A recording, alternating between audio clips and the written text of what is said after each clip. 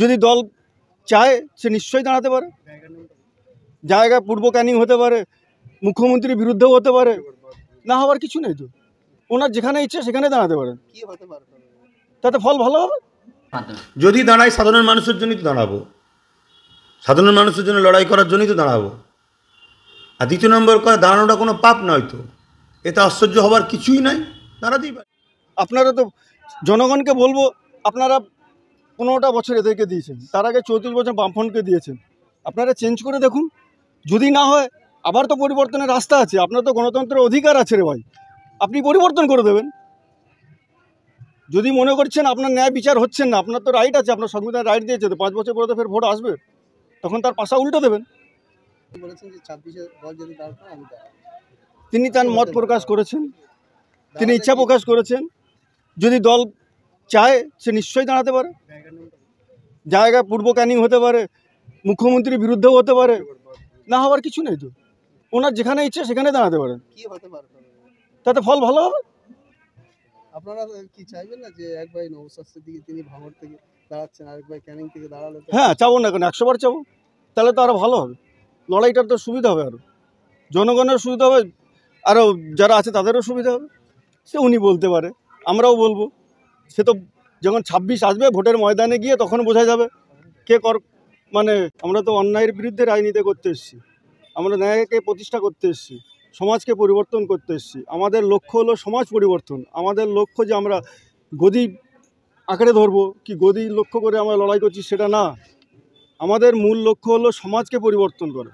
যে সমাজের মধ্যে যে দুর্নীতি, যে মানে মানুষ, যে গরিব মানুষ ক্ষতিগ্রস্ত হচ্ছে, তার বিরুদ্ধে লড়াই আমাদের। সাধারণ মানুষকে পাশে নিয়ে তাদের যে অন্যায় প্রতিবাদ তাদের উপরে রোজ হচ্ছে, সেই অন্যায় প্রতিবাদকে আমরা প্রতিবাদ জানাচ্ছি, যাতে তারা ন্যায় প্রতিষ্ঠা করে, ন্যায় পায়।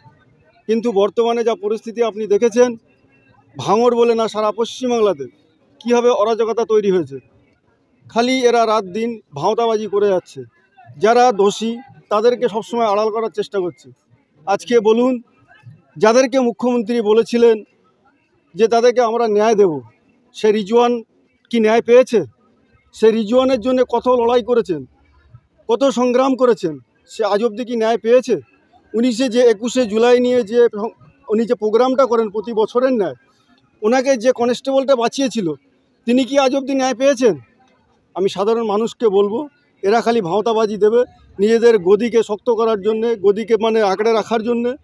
আমরা সেই গদিকে আঁকড়ে রাখতে আসিনি, আমরা সেই গদিকে ন্যায় বিচার দিতে এসেছি। গদি যদি ক্ষমতা না থাকে, ক্ষমতার বলে এরা অনেক কিছু করছে, আপনারা দেখছেন প্রশাসনকে কাজে লাগাচ্ছে। আজকে ওরাই মানুষকে মারছে, আবার অন্যদিকে দেখুন আইএসএফের উপরে দোষারোপ করছে। আমরা সেই দোষারোপের দিকে যাব না।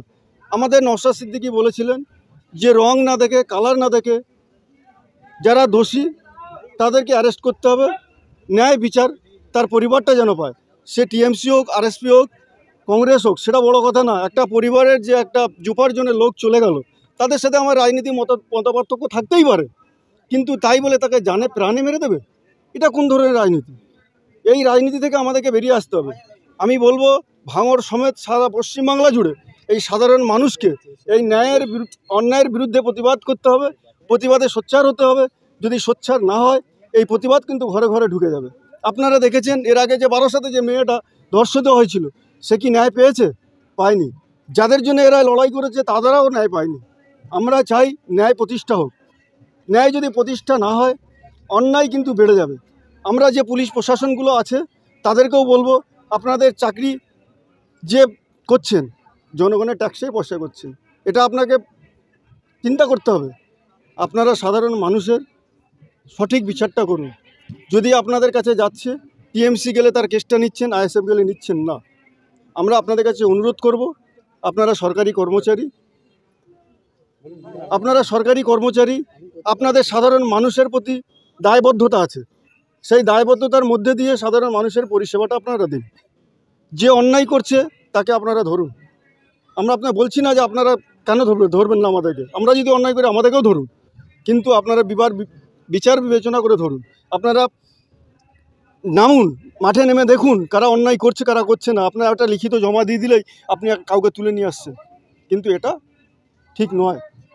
আর অন্য কোনো বিরোধী দল দিলে তাকে তুলে আনছেন না, এটা কিন্তু অন্যায় হচ্ছে।